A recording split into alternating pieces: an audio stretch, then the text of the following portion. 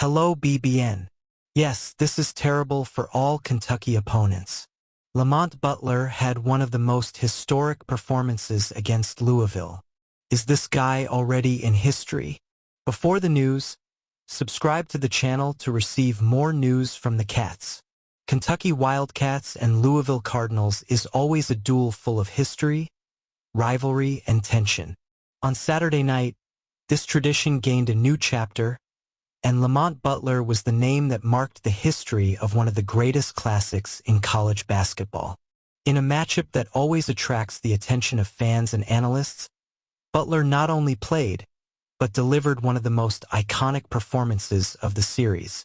After being doubtful due to an ankle injury suffered against Clemson, Butler not only returned to the court, but also left his name etched in the record books.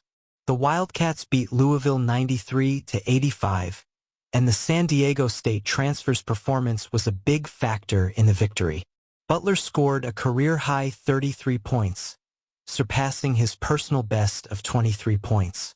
Most impressively, he was flawless in his shooting, hitting all 10 attempts, including 6 of 6 from three-point range.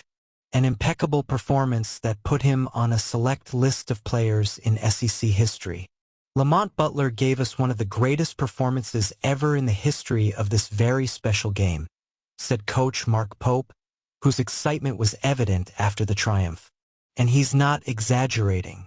Butler became just the fourth player in Kentucky history to shoot 10 out of 10 or better in a game, joining Rodney Dent, 1993, Kenny Walker, 1986, and Justin Edwards, 2023.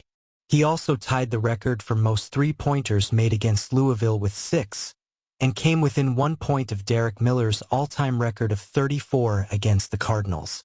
Butler's performance had an emotional impact, not just on the technical front. Pope earned his first win in the Classic as Kentucky's coach, and the Wildcats' winning streak against their biggest rival, which stretched back to the 2020-21 season, remained intact. Louisville hasn't won at Rupp Arena since 2008, and Butler's performance ensured that streak continues in the Wildcats' favor. Louisville coach Pat Kelsey was full of praise for the opposing point guard. Lamont Butler was magnificent. I still see that kid in my nightmares, Kelsey said, reflecting on the impact the player had on the game. Butler's performance also earned him the MVP award for the Battle of the Bluegrass, an honor that celebrates the best player in the Classic. The game itself was intense, with Louisville showing great competitiveness and threatening the Wildcats' lead at key moments. However, Butler's accuracy and ability to make decisions in crucial moments made all the difference. He also contributed 6 assists and 3 rebounds, completing an absolutely complete performance. According to statistician Corey Price, Butler not only wrote his own story, but also helped extend the Wildcats' legacy in the duel against Louisville. His performance was not only historic for the Classic, but also for college basketball as a whole. ESPN's Jeff Borzello pointed out that Butler is only the second SEC player in the last 20 years to score 30-plus points while shooting 100%. Kentucky, now 10-1 on the season, shows plenty of potential to reach greater heights. The team, under Mark Pope, continues to establish itself as a force in college basketball, and performances like Butler's only reinforce the confidence that this team has something special. The season is long, but if there's one thing that was clear on Saturday, it's that the Wildcats have a leader who can shine in the most crucial moments.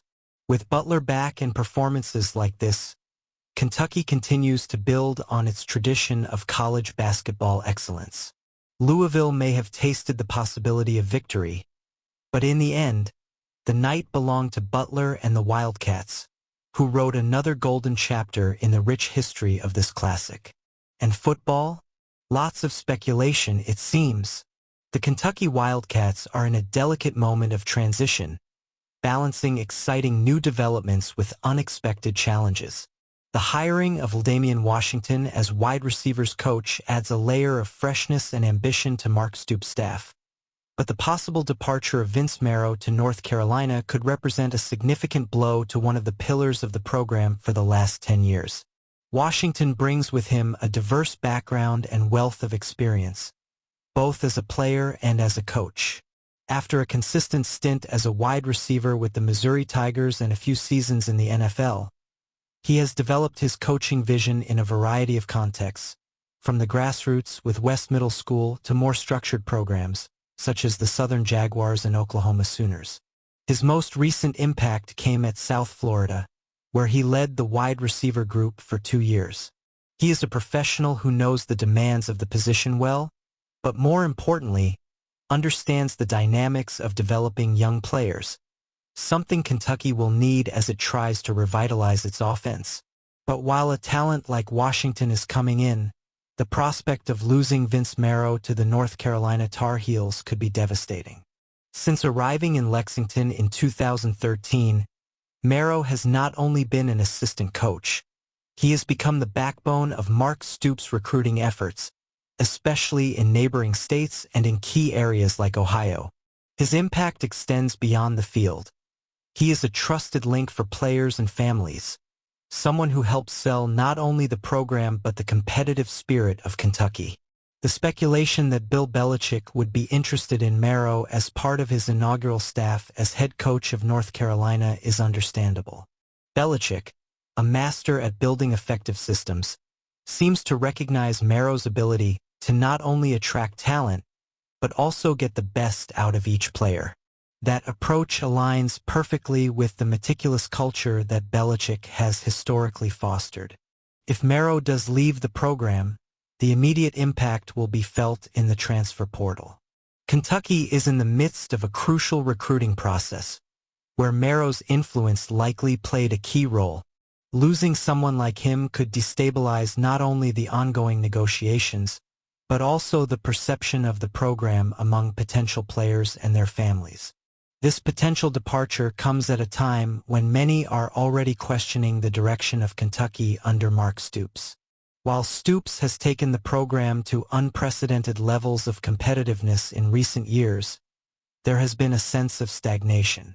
Still, it is important to note that Stoops has built a legacy of consistency in a fierce conference like the SEC, something few coaches can do.